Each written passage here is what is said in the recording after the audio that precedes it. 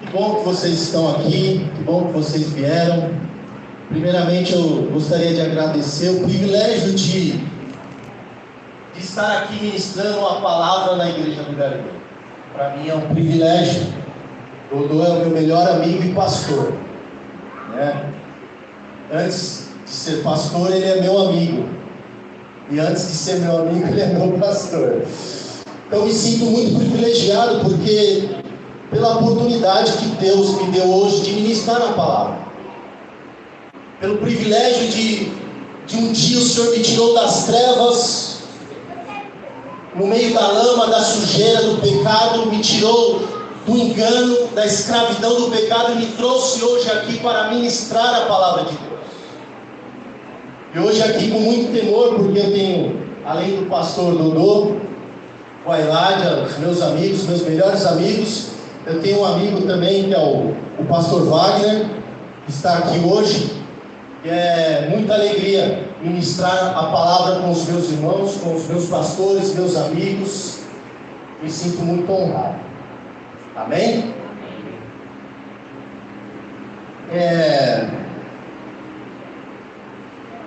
Vou trazer aqui um pouco, mas eu não quero me aprofundar na doutrina da salvação. Eu quero aqui trazer o que a Igreja do Galileu, qual é a doutrina da salvação que a Igreja do Galileu segue, no que nós acreditamos, como nós cremos. Eu não quero entrar aqui em discussão teológica de arminianismo e calvinismo e essas coisas que trazem discussão. Nós da Igreja do Galileu, nós cremos na salvação no sentido através da graça preveniente, que é diferente da graça irresistível. A graça irresistível é quando o Espírito Santo fala conosco e de uma forma irresistível nós atendemos o chamado do Espírito Santo. Essa é a graça irresistível. Mas nós cremos na graça preveniente. Por quê? Se a graça fosse irresistível, você concorda que todos estariam aqui na igreja? Mas muitos estão resistindo o chamado do Espírito Santo. Aí alguns teólogos dizem: mas então Deus deixa de ser soberano, porque se Ele morreu por todos, se a graça dele deixa de ser irresistível, Ele deixa de ser soberano. Se fosse assim, Deus deixou de ser soberano lá no Éden. Deus não está no controle de todas as coisas? O que é graça preveniente? É uma dádiva que está sempre disponível, mas que pode ser também recusada. A graça divina resolve em nós um desejo de conhecer a Deus e nos capacita a responder ao convite divino para estarmos em relacionamento com Ele. Porque pela graça nós somos salvos.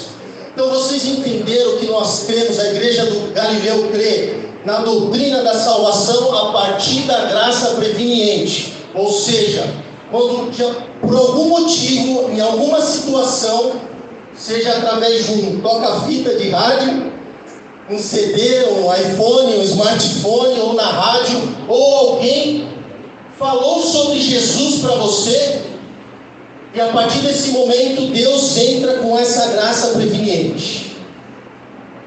E ali você tem que escolher. Quantos aqui ouviram o Evangelho, entraram numa igreja, entraram num lugar e aceitaram o chamado do Espírito Santo? Você lembra disso? Você lembra mesmo? Então é isso, irmãos, nós cremos nessa graça.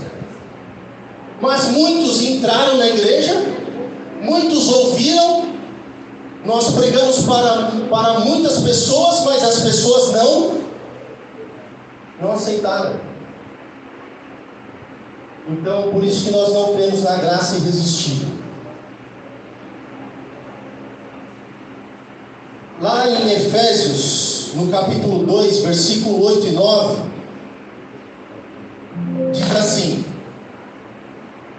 porque pela graça sois salvos por meio da fé. Isto não vem de vós, é dom de Deus, não vem das obras, para que ninguém se glorie. Então nós cremos que nós não somos salvos pelas obras. Então nós temos diversas milhares de pessoas que querem fazer algo para Deus, que se sacrificam, que cumprem rituais religiosos porque entendem que se estiverem fazendo algo para Deus, elas estão salvas, livres do inferno. Nós não cremos dessa forma.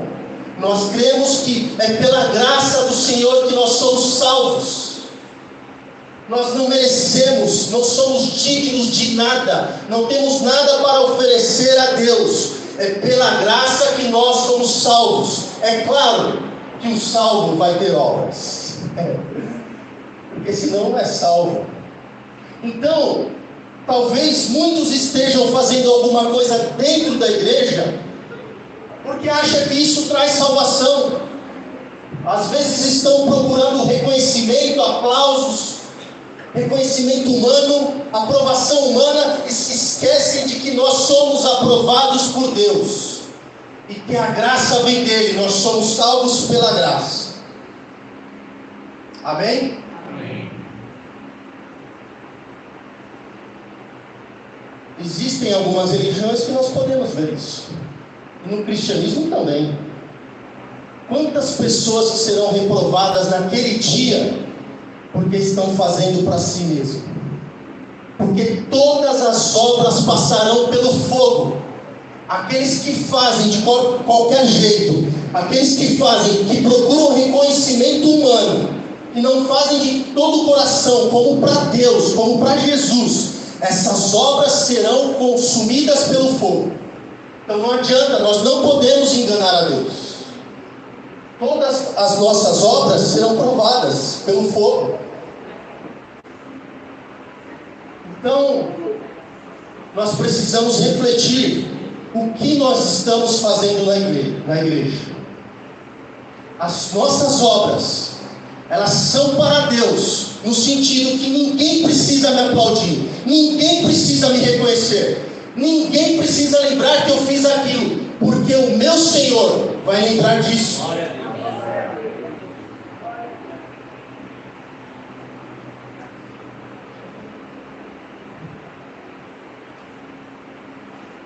Marcos 16, capítulo 16, versículo 16, diz assim: quem crer e for batizado será salvo, mas quem não crer será condenado. Nós cremos, o batismo é para você confessar a sua fé publicamente, porque no dia do juízo final, no julgamento de Cristo, não é o julgamento do trono branco, o primeiro julgamento de Cristo. Um dia Ele vai reconhecer cada um de nós. Nós não seremos confundidos por Ele. Amém? Então, nós cremos que não é pelo fato da pessoa se batizar, passar pelas águas, confessar publicamente que ela não tem mais vergonha do nome de Cristo, que ela não se sente envergonhada de andar com uma Bíblia debaixo dos braços, que ela não se sente envergonhada de falar de Jesus, de dizer não para o pecado, porque que adianta o homem agradar o mundo inteiro e perder a sua alma? Então tem muita gente querendo agradar a homens, querendo agradar pessoas, e estão perdendo a alma. Então o batismo é uma confissão pública. Mas e o ladrão da cruz? Ele não foi batizado.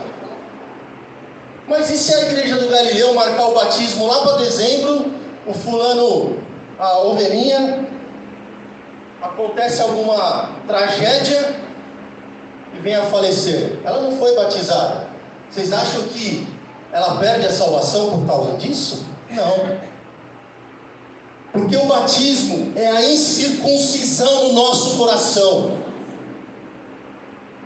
O batismo é quando você se arrepende dos seus pecados, você se decidiu que o velho homem foi crucificado na cruz do Calvário juntamente com Cristo, e você ressuscitou para viver a nova vida de Cristo Jesus aqui nessa terra. Então o batismo é o arrependimento dos nossos pecados. E o fato de você descer nas águas não significa que você pode estar salvo. Amém? Então nós não cremos que, pelo fato da pessoa não se batizar, ela é merecedora do inferno. Tem pessoas que estão no leito de hospital, decidiram por Cristo, no último minuto, no último momento ali. Quem somos nós para julgar? Amém? Nós não cremos que a regeneração ela vem antes do arrependimento. Nós cremos que através da graça preveniente nós ouvimos o Evangelho, e esse Evangelho que nós ouvimos, ele produz em nós uma fé, e essa fé produz em nós arrependimento, dentro de nós um coração de carne, e põe dentro de nós o Espírito Santo, um coração novo, um coração que ama a Deus, um coração que anseia, que deseja buscar a Deus e ler a palavra.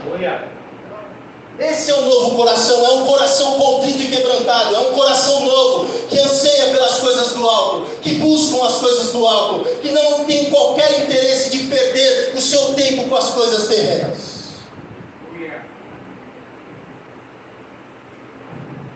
Um coração novo. Amém? Então nós cremos que primeiro vem a fé e o arrependimento, depois a regeneração. E o chamado do Espírito Santo, ele pode ser restrito. Não é porque Deus não é poderoso suficientemente para te salvar, para te convencer de todo pecado e fazer com que você ande nos caminhos dele. Deus não é um Deus manipulador que obriga as pessoas a estarem servindo a ele. É espontâneo. Então, diferente de alguns irmãos que creem que o chamado do Espírito Santo, ele não é limitado. A partir do momento que o Espírito Santo te chama, você ouve e segue a Deus. Mas pense, acontece isso dessa forma? Não. As pessoas têm resistido à voz do Espírito.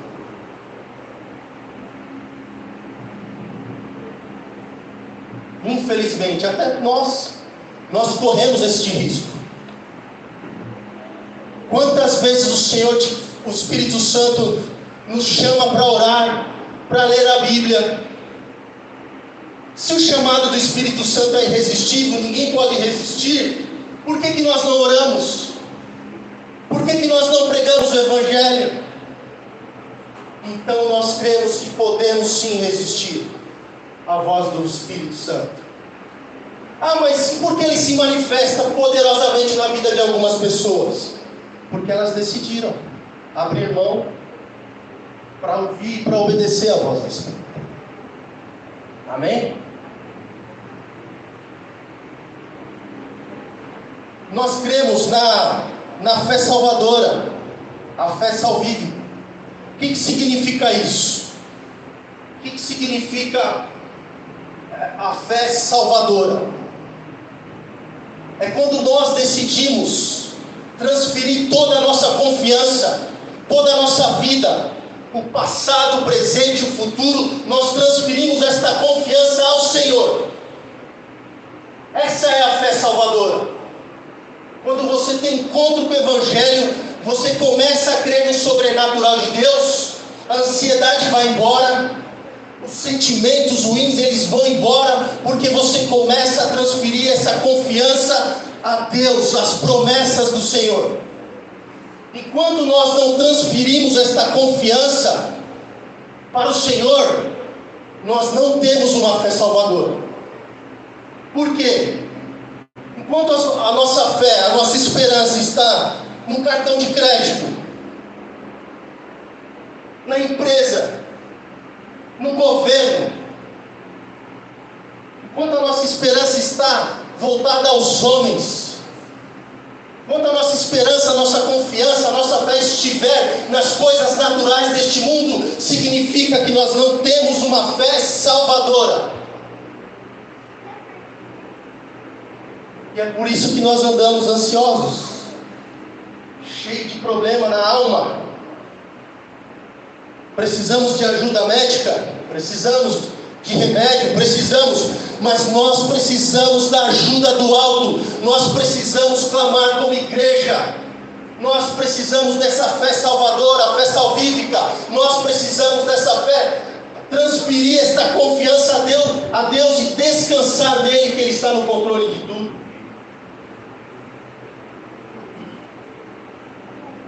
Onde está a sua confiança?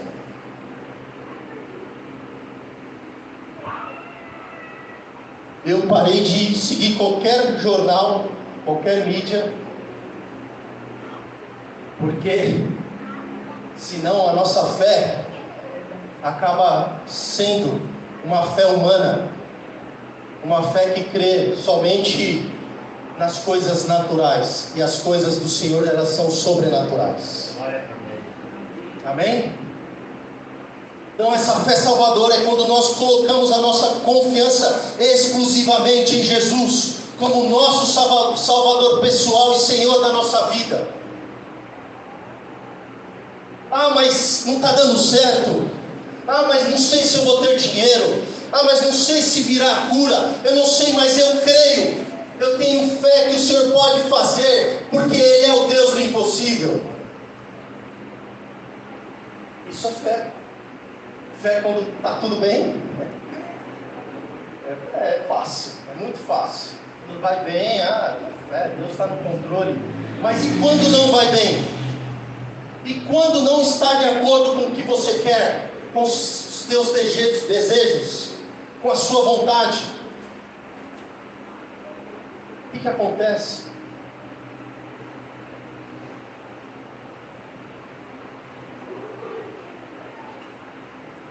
Mateus capítulo 13, versículo 44 e 45,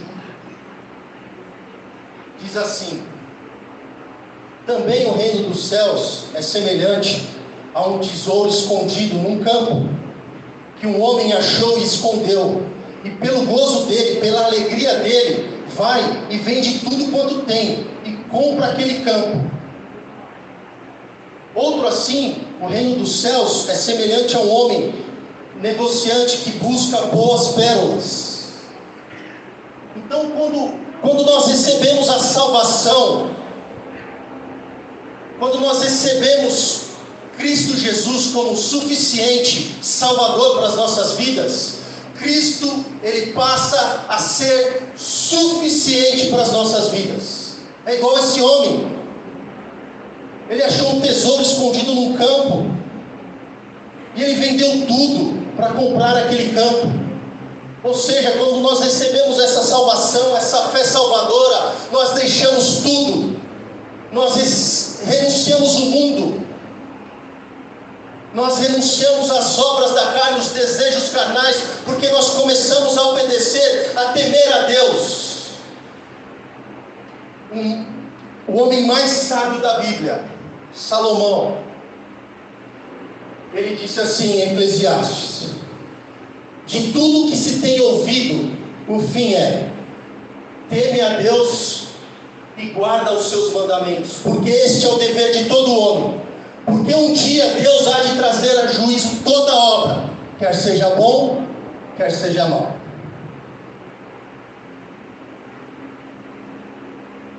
Então nós recebemos a salvação.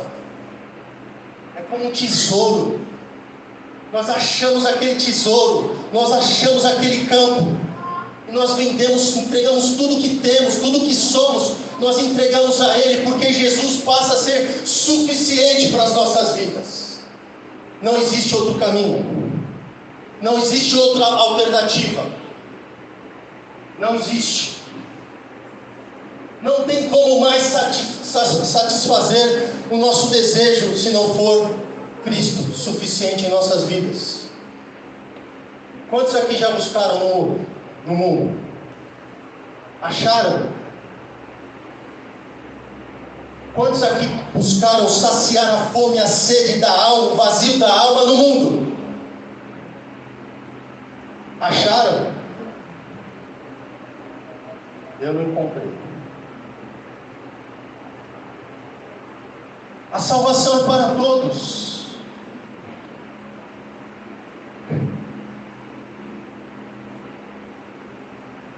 A salvação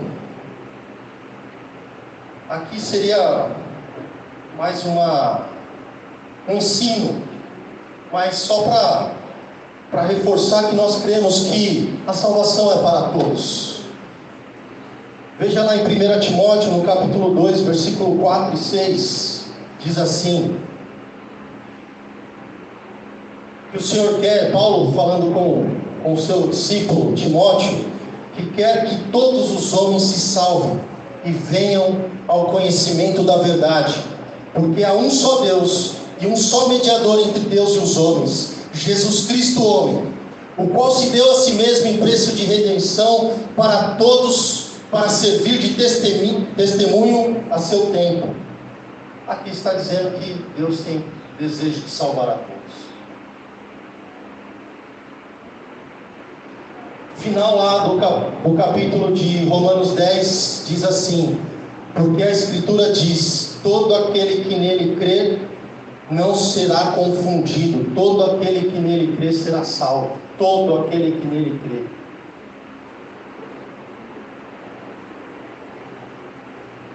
João capítulo 3, versículo 15, 19, do 15 ao 19, diz assim: para que todo aquele que nele crê não pereça, mas tenha a vida eterna, porque Deus amou o mundo de tal maneira que deu seu Filho unigênito, para que todo aquele que nele crê não pereça, mas tenha a vida eterna. Porque Deus enviou seu Filho ao mundo não para que condenasse o mundo, mas para que o mundo fosse salvo por ele. Quem crer nele não é condenado, mas quem não crê já está condenado, porquanto não crê no nome do unigênito Filho de Deus. E a condenação é esta: que a luz veio ao mundo, e os homens amaram mais as trevas do que a luz, porque as suas obras eram más. Amém? Então a salvação é para todos. Deus tem o prazer de salvar a todos. Olha lá Romanos capítulo 10, versículo 21. Mas para Israel diz: todo dia estendi as minhas mãos a um povo rebelde e contradizente. Deus estende as mãos dele para todos, para salvar a todos, mas nem todos querem servir a este Deus.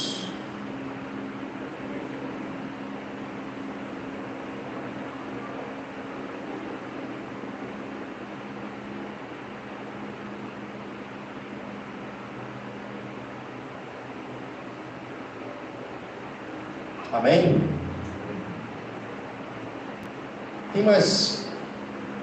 2 Pedro diz assim, 2 Pedro no capítulo 3, versículo 9: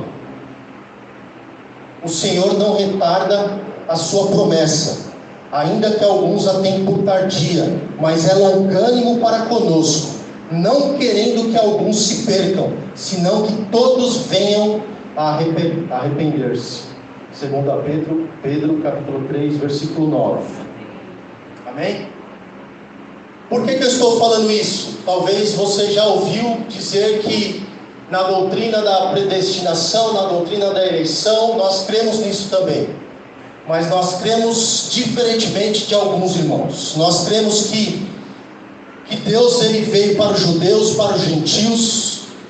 Lá em Levítico, Deuteronômio, Números, Êxodo, nós temos versículos que, quando Deus estabeleceu o ciclo das festas, que aqueles que quisessem participar das festas, eles tinham que ser circuncidados.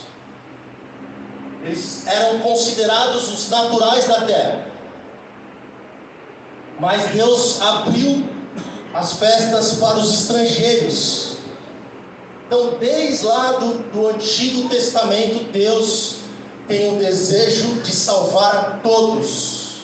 Nós não cremos num Deus seletivo, num Deus que faz acepção de pessoas, num Deus que escolhe pessoas. A salvação é para todos, Deus chama a todos, mas muitos não querem este caminho.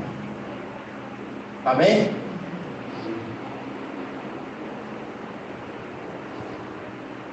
Mas Jesus, ele veio para te salvar. Quantos creem que Jesus veio para te salvar? Vocês creem nisso? Jesus, ele veio para nos salvar. Veja o que diz lá em Mateus, no livro de Mateus, no capítulo 1, no versículo 21, diz assim: e dará à luz um filho, e chamarás o seu nome Jesus, porque ele salvará o seu povo dos seus pecados. Lembra que nós tivemos aqui a Páscoa? Lá em Levítico, quando Jesus estabeleceu a festa da Páscoa, e era a primeira santa convocação. No Antigo Testamento tinha 3 santas convocações do Senhor. A primeira eram as 3 primeiras festas: a festa da Páscoa, a festa dos pães asmos e a festa das primícias. E na festa da Páscoa, no primeiro mês do calendário judaico, do calendário festivo, do calendário lunar, a festa da Páscoa acontecia no dia 14.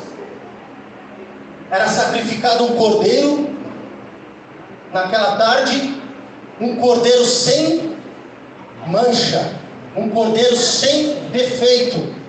E ali naquela festa, no tardar das 6 horas da tarde, porque o calendário lunar é diferente do calendário civil judaico, então ali era sacrificado um cordeiro santo, sem mácula, sem mancha. Cordeiro santo não, cordeiro puro, sem mancha. E logo depois das 6 horas, era celebrado a festa dos pães asmos, que significa festa sem fermento. Por que Deus estabeleceu essa santa convocação? Ninguém poderia ficar de fora, senão era exterminado do povo. Todos tinham que participar. É por isso que Deus abre as festas para os estrangeiros. Quer participar da festa? Venha, seja circuncidado. E ali acontecia a primeira festa do Senhor. Um novilho era sacrificado. Mas por que você está falando isso, Gabriel?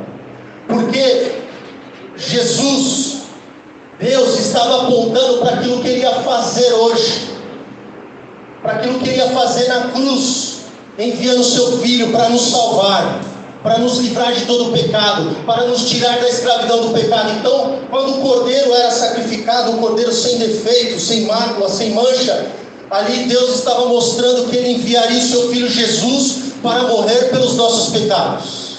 E o pão, a festa dos pães sem fermento, significava que Deus estava ali tirando o pecado do ser humano, o fermento. E a festa das primícias, que acontecia 7 dias depois, é quando Jesus se entrega para morrer por nós como primícias. Foi aquilo que nós estudamos sobre os dízimos, que dízimo nunca foi dinheiro, sempre foi pessoas, alimento, trigo, frutos. E hoje nós estamos aqui porque Jesus nos salvou. O Cordeiro Pascual, ele foi sacrificado para tirar os nossos pecados e para tirar o fermento do pecado do nosso meio. Amém? Quantos creem nisso?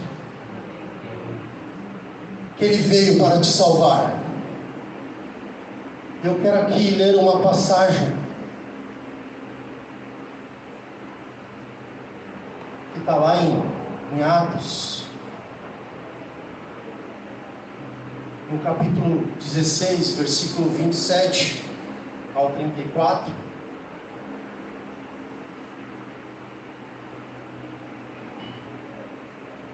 diz assim: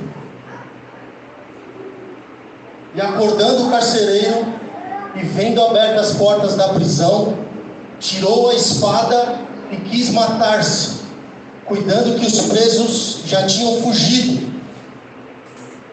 Mas Paulo clamou com grande voz, dizendo: não te faças nenhum mal, que todos aqui estamos, nós estamos aqui, não faça isso. E pedindo luz, saltou dentro, e todo trêmulo se prostrou ante Paulo e Silas. E tirando-os para fora, disse: senhores, que é necessário que eu faça para me salvar? E Paulo e Silas disseram: crê no Senhor Jesus Cristo, e serás salvo tu e a tua casa. E lhe pregavam a palavra do Senhor, e todos os que estavam em sua casa, e tomando-os ele consigo naquela mesma hora da noite, lavou-lhes os vergões, e logo foi batizado, ele e todos os seus. E levando-os à sua casa, lhes pôs a mesa, e na sua crença em Deus, alegrou-se com toda a sua casa. Deixa eu dizer uma coisa para vocês nessa manhã: não importa a sequência de como você foi alcançado, não importa como o Espírito Santo de Deus, como Jesus foi apresentado a você. E aqui nós deixamos as doutrinas, que é muito importante nós aprendemos a teologia da Igreja do Galileu, mas aqui nós precisamos lembrar de quando Jesus foi apresentado a nós. Quando o Espírito Santo falou com você, quando Ele entrou na tua casa, quando Ele entrou na tua vida para te salvar, para tirar você do pecado, da sujeira, do engano, da mentira.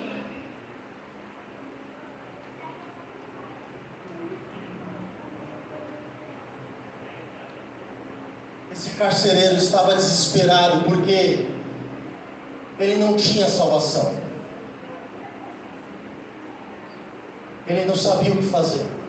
E qual foi a pergunta dele? Vamos lá? Qual foi a pergunta do carcereiro? O que eu preciso fazer para ser salvo? O que nós precisamos fazer para conservar a coroa? Cuide da tua coroa para ninguém roubar. O que nós precisamos fazer para manter essa salvação, essa alegria da salvação em nossas vidas? Foi a oração do salmista, do rei Davi, no Salmo 51, ele disse: Senhor, dá-me novamente a alegria da tua salvação. O tempo está passando, as coisas estão acontecendo. Nós estamos vendo aí o cenário, tudo sendo preparado para a manifestação do anticristo, e não tem como negar nisso. A igreja precisa acordar. A igreja precisa ser despertada, porque esse cenário está sendo preparado. E se você não estiver com as lamparinas, com óleo, com azeite, se nós não estivermos com as lamparinas acesas, o Senhor vai voltar, e nós vamos estar dormindo. Que o Senhor nos livre disso. As coisas estão acontecendo. Será que nós não estamos enxergando? Ou será que o sono está tão profundo que é só ligar a televisão e ver? Olha o que aconteceu com as crianças. Olha o que está acontecendo. O mal está prevalecendo. Muitos achavam que a igreja nunca seria perseguida no Brasil. Vocês viram a Rainha dos Baixinhos? Talvez já ouviu falar daquela teologia liberal demoníaca? Porque a teologia de Jesus nunca foi liberal. Ela sempre foi radical. Se o seu olho direito faz com que você peque, arranque e o jogue fora. Porque é melhor você entrar no reino dos céus com um olho só, do que ir para o inferno com o corpo todo. Isso é liberal? Nem Jesus, sendo filho do homem, vindo nessa terra, depois de 4.000 anos, ele não quis atualizar, reescrever a Bíblia. Nem o Filho de Deus quis fazer isso. E tem os malucos infiltrando esse ensinamento nas igrejas. Ué, mas Jesus veio depois de 4.000 anos, mudou a cultura, mudou os costumes, mudou os hábitos. Por que ele não atualizou? E vem a senhora dos baixinhos dizendo que a Bíblia precisa ser reescrita. Está se cumprindo a profecia de Daniel no capítulo 7, que diz que para o anticristo se manifestar, a lei precisa ser mudada. O que é impuro não vai ser mais impuro, o que é pecado não vai ser mais pecado. Tudo é lícito e tudo me convém. Isso tem a semelhança daquele que foi caído do céu. Irmão, Jesus veio para nos salvar. Jesus, ele quer salvar a nossa casa, ele quer salvar a nossa família, mas nós precisamos permanecer e perseverar nele. Não importa o que está acontecendo na sua vida, você foi salvo. Lembra do dia que o Senhor te chamou? Lembra daquele dia que entrou na sua vida? Tudo foi iluminado, tudo ficou claro. Você ali recebeu esperança, você ali recebeu fé, você começou a crer, a vida começou a passar a ter mais sentido para nós. Nós precisamos viver como salvos, nós precisamos viver como igreja, não a igreja que se contamina, não a igreja que usa a teologia para aceitar os seus próprios pecados e prazeres, mas a salvação, a fé salvadora, a fé que regenera, a fé que traz um novo nascimento.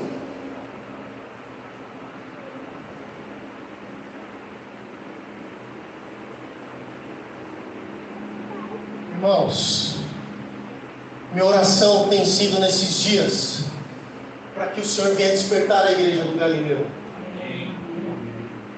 Não somente a igreja do Galileu, mas os cristãos. Isso vai acontecer. Deus vai despertar a igreja. As últimas chuvas ainda não vieram. As primeiras chuvas aconteciam nas primeiras festas. As últimas festas não se cumpriram.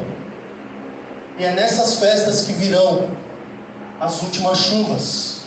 Porque se Jesus voltar, é claro que tem o dia, né? Jesus não vem de uma hora para outra. As festas significam tempo determinado por Deus, tempo estabelecido. Então Jesus, Deus Pai, já tem o dia, Ele não vai voltar. Primeiro precisa acontecer alguns eventos escatológicos para que Jesus venha. Jesus está no tabernáculo celestial fazendo expiação dos nossos pecados. Como assim? Como assim? Nós ainda somos pecadores, nós não temos um corpo glorificado. E quando eu falo expiação dos nossos pecados, é que Ele está intercedendo por nós. No Antigo Testamento, o sumo sacerdote, ele recebia o sangue, ele recebia o cordeiro, ele recebia incenso, ele recebia os ritos religiosos que apontavam para hoje. E hoje Jesus está intercedendo por nós. E as nossas orações, os nossos clamores, a nossa súplica sobe diante do sumo sacerdote que é Cristo. E Ele está lá no tabernáculo celestial. Mas um dia Ele voltará. Ele vai sair do tabernáculo celestial para vir buscar a igreja que vai ser perseguida e morta pelo anticristo. E o mesmo sangue de Caim que matou Abel, que amaldiçoou a terra, o sangue da igreja que vai ser morta aqui nessa terra vai santificar a terra. Está escrito em Apocalipse.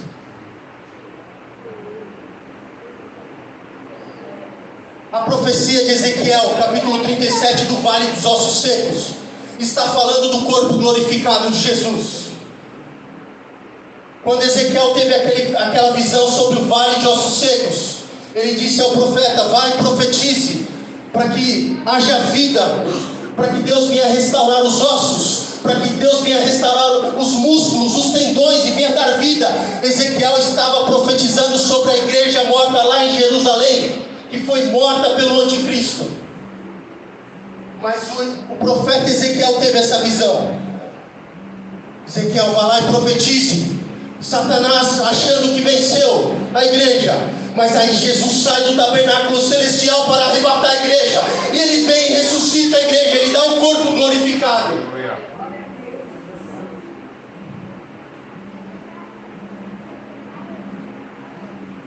Jesus salvou aquele povo da escravidão do pecado. A celebração da Páscoa, dos pães asmos e a festa das primícias, elas significavam libertação, salvação do Egito, da escravidão do Egito. E Jesus vem cumprir isso na cruz do Calvário, se entregando como primícias, se entregando como Cordeiro Pascual, como os pães asmos. Jesus se entregando pela igreja. Muitos estão abusando da graça de Deus. Por quê? A salvação é para todos. Eu sou salvo. Eu não sou salvo pelas obras. Eu sou salvo pela graça. Jesus é amor, Jesus é misericordioso. E as pessoas estão vivendo como se não tivessem sido salvas. As pessoas estão vivendo, abusando da graça de Deus. Eu sou salvo. Não preciso fazer mais nada, não preciso orar, não preciso me santificar, não preciso ler a Bíblia, não preciso trabalhar na igreja. Isso é um abuso da graça de Deus. O que nós estamos fazendo com a salvação que nós recebemos em Cristo Jesus?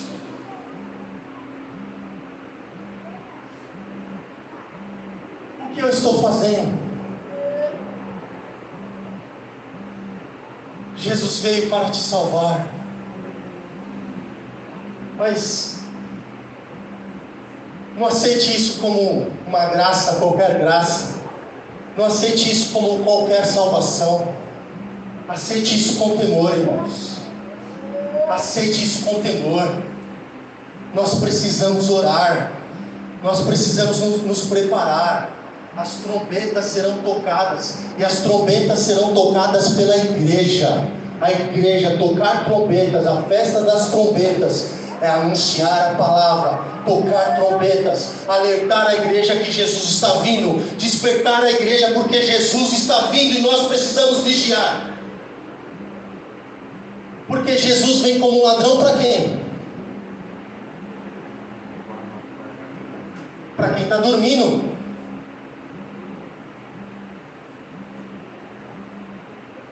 Jesus, Deus vai avisar a igreja. Aqueles que estiverem vigiando, aqueles que estiverem acordados, eles vão entender, a igreja vai entender os sinais. E nós estamos vendo, irmãos. Nós estamos vendo o que está acontecendo. Será que isso não coloca temor no nosso coração?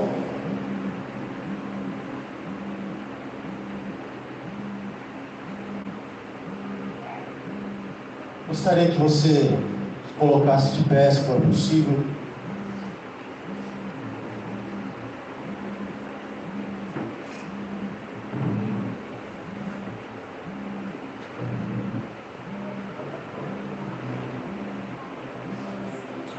Irmãos,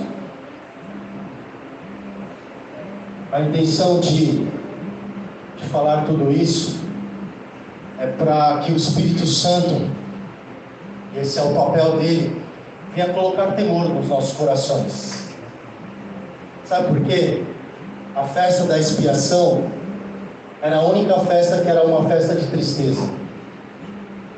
Todas as festas celebravam a alegria.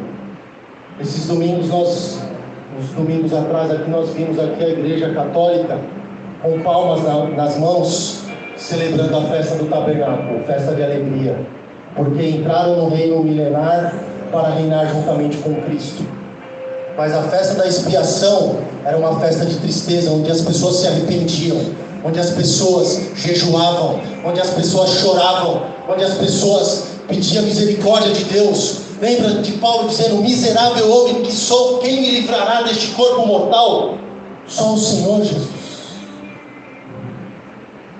Então, que o Espírito Santo de Deus venha nos despertar para vivermos uma vida de temor, não uma fé barata, não uma salvação barata, uma salvação qualquer, mas a salvação poderosa que há em Cristo Jesus.